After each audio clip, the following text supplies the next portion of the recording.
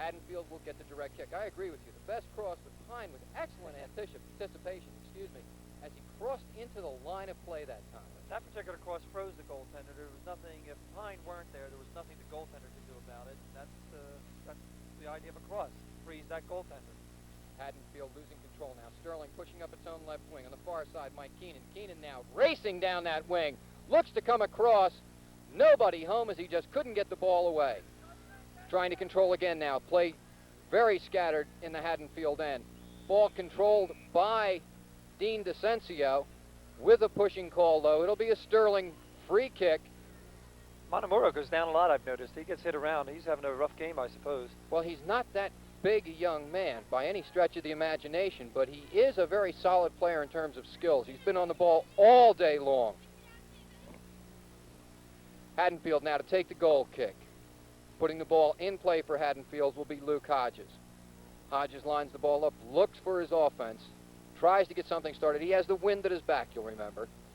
Plays up his far right wing, controlled by Sterling. Moving in quickly, Carmack. Carmack loses it now. Haddonfield trying to turn back out. And on the back line, Beakley pushes up left wing across the sideline. Kenny Taylor will take the throw for Haddonfield. Every minute that Sterling gets away with keeping the ball on this end of the field, and this win situation is just to their advantage. Haddonfield almost has to score this quarter. Absolutely. Haddonfield now. Taylor steps in very quickly with the kick, trying to push through the middle. And coming up quickly, D'Amato. D'Amato and Pine come together. We've got a stoppage, and they're going to call D'Amato for running in. Free kick now to be taken by Pine. No, he gives it away to Beakley. Beakley crossing through the middle. Controlled now on the far side as coming together a pair of sixes. Carmack and Noor. The call goes against Noor. Carmack with the direct kick. He'll give it away to his teammate Jimmy Pine. Pine will tee the ball up into the teeth of the wind now. Free kick Sterling. We're about 3 minutes into this third quarter of play. The last couple kicks that Pine's taken have gone right into the goaltender. He's hit him to be of no value to his teammates. Let's see how he does here. Now, no help at all. He might as well just give it to the other team. He's been hitting that ball much too long. We thought the last quarter was because it was the wind at his back. There's no excuse this time.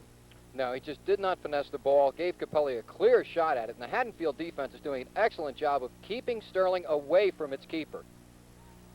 Sterling now trying to control through the middle, taken away at the back line by Haddonfield, picked up very quickly by D'Amato. D'Amato now in a foot race, comes face-to-face with Pine, comes away, the ball loose and kicked back very neatly as covering up Bob Beakley to Rich Basil.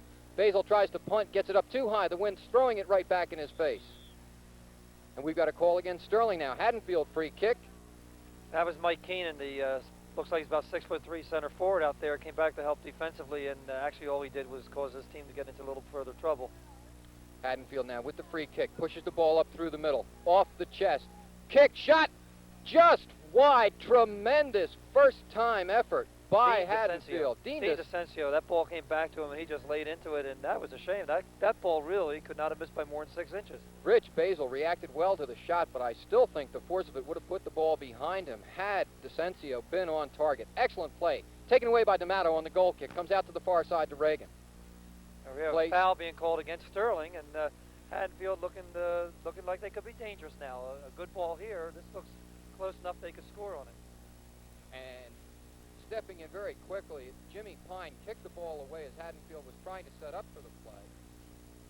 We wait now for order to be restored on the field. Haddonfield will have a direct kick. They're about 29 to 30 yards away from the goal, straight out.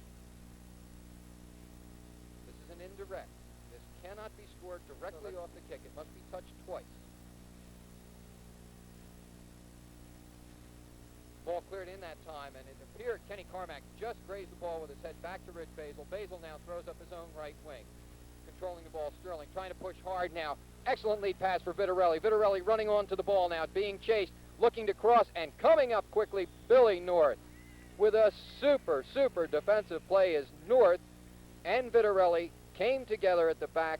Vitarelli clearly having at least a step and a half advantage on the play as play developed.